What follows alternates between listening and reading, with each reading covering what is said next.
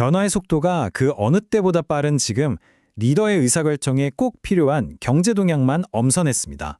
지금부터 국내외 핵심 뉴스를 브리핑해 드리겠습니다. 오늘의 경제 그리고 비즈니스 주요 뉴스를 전해드립니다. 먼저 국내 주요 뉴스입니다. 현재 우리 경제는 세계국채지수 편입이라는 큰 호재와 고환율이라는 악재 사이에서 아슬아슬한 줄타기를 하고 있는 형국입니다. 하나씩 살펴보겠습니다. 첫 번째 소식은 국채 시장의 대전환입니다. 4월 1일부터 드디어 한국 국채가 세계 3대 채권지수 중 하나인 세계 국채지수 WGBI에 편입되기 시작했습니다. 이건 우리 채권 시장의 신뢰도가 국제적으로 인정받았다는 아주 중요한 신호죠. 그럼 이게 왜 중요하냐? 바로 이 금액 때문입니다. 최대 90조 원에 달하는 엄청난 규모의 글로벌 자금이 국내로 들어올 것으로 기대되고 있거든요. 다만 최근에 중동 사태가 심상치 않죠?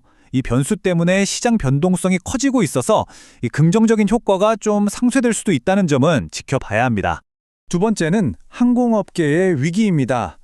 중동 전쟁 여파로 국제 유가가 배럴당 100달러를 넘어서면서 유류비가 그야말로 폭등했습니다.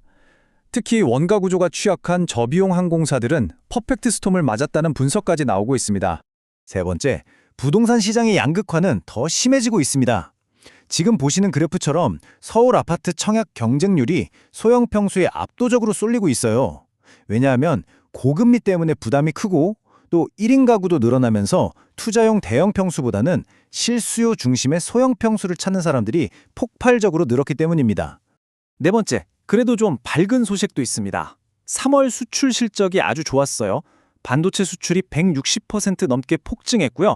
그동안 부진했던 대중국 수출마저 70% 가까이 회복되면서 AI 반도체와 중국 시장이라는 두 개의 엔진이 우리 경제를 힘차게 이끌고 있습니다.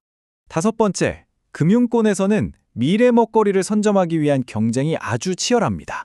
곧 디지털 자산 기본법이 시행되는데 이걸 앞두고 원화 가치에 연동되는 디지털 화폐, 바로 원화 스테이블 코인 시장의 주도권을 잡기 위해서 한화금융을 중심으로 컨소시엄이 만들어지는 등 발빠른 움직임을 보이고 있습니다. 여섯 번째, 하지만 다시 경제의 경고등이 켜지고 있습니다. 원달러 환율이 금융위기 이후 최고 수준인 1,480원을 돌파하면서 경제 전반에 큰 부담을 주고 있습니다.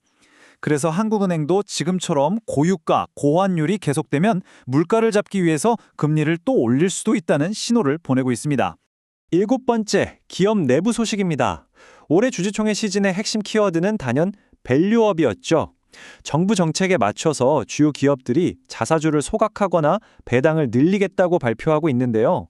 이제는 단순한 발표를 넘어서 경영진이 정말 책임 경영 의지가 있는지를 실제로 증명해야 하는 시험대에 올랐다고 볼 수 있습니다. 여덟 번째 소식입니다. 이런 흐름 속에서 현대차가 아주 과감한 승부수를 던졌습니다.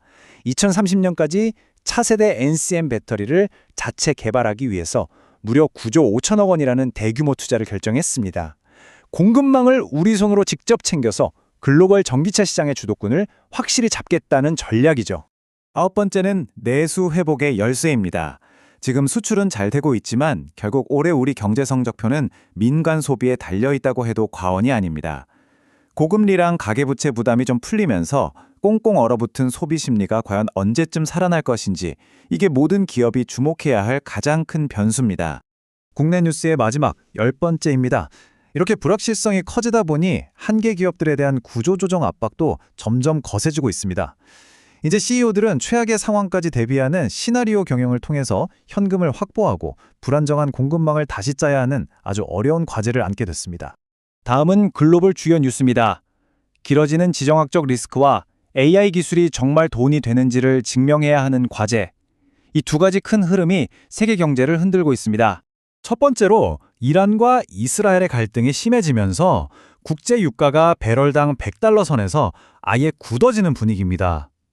이렇게 되면 전 세계 공급망의 에너지 비용 부담이 한계치까지 올라가면서 또 다른 인플레이션 압력으로 작용하게 됩니다.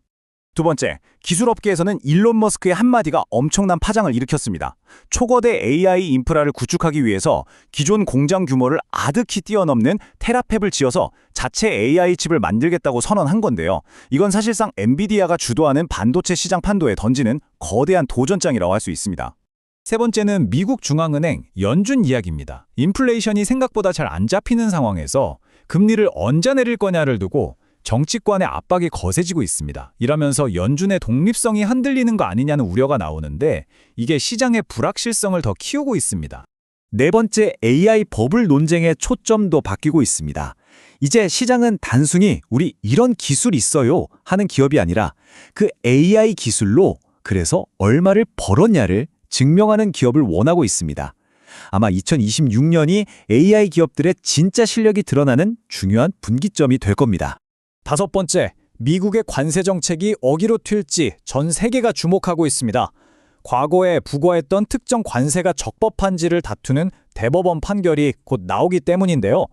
판결 결과에 따라서 기존 관세가 유지되든 무효가 되든 어느 쪽이든 기업들은 글로벌 공급망 전략을 전면적으로 다시 짜야 할 겁니다. 여섯 번째, 로봇 시장의 움직임도 심상치 않습니다. 로봇계로 유명한 보스턴 다이내믹스가 올해 상장을 추진하는데요. 놀라운 건 CES 이후에 기업 가치가 무려 30배나 뛰었다는 점입니다. 이번 상장이 로봇 시장 전체의 투자 분위기를 뜨겁게 달구는 촉매제가 될 것 같습니다. 일곱 번째는 중국 경제의 두 얼굴입니다. 수출이 회복되는 긍정적인 신호도 분명히 있지만 안을 들여다보면 부동산 위기는 여전하고 지정학적 압박도 커지고 있어서 여전히 세계 경제에는 가장 큰 불안 요인으로 남아 있습니다. 여덟 번째, 이런 복잡한 환경 속에서 글로벌 공급망의 공식이 바뀌고 있습니다. 과거에는 무조건 효율이었지만 이제는 안정성이 최우선입니다. 그래서 지정학적으로 가까운 우방국끼리 공급망을 짜는 이른바 프렌드 쇼어링을 강화하고요. 나아가 무역 장벽에 대응하기 위해서 현지 생산 비율을 75%까지 높이는 것을 목표로 하고 있습니다. 아홉 번째는 미국 국채금리의 변동성입니다. 막대한 재정적자 문제와 연준의 오락가락하는 통화정책이 맞물리면서 금리가 크게 출렁이고 있는데요. 이게 전 세계 돈의 흐름을 아주 급격하게 바꾸고 있습니다. 글로벌 뉴스 마지막입니다. 고금리가 길어지면서 일부 신흥국들이 빚을 감당하지 못하고 외채 위기에 빠질 수 있다는 우려가 커지고 있습니다. 한 나라의 금융 불안이 전 세계로 번질 수 있는 만큼 이 전염 위험을 예의주시해야 할 때입니다. 자, 지금까지 숨가쁘게 달려온 국내외 경제 동향을 종합해 볼 때 우리는 스스로에게 어떤 질문을 던져야 할까요? 국내외를 막론하고 지정학적 리스크와 경제적 불확실성이 정말 그 어느 때보다 높아졌습니다. 이 거대한 변동성 속에서 생존하고 또 성장하기 위해 당신의 기업은 과연 어떤 다음 수를 준비하고 계십니까?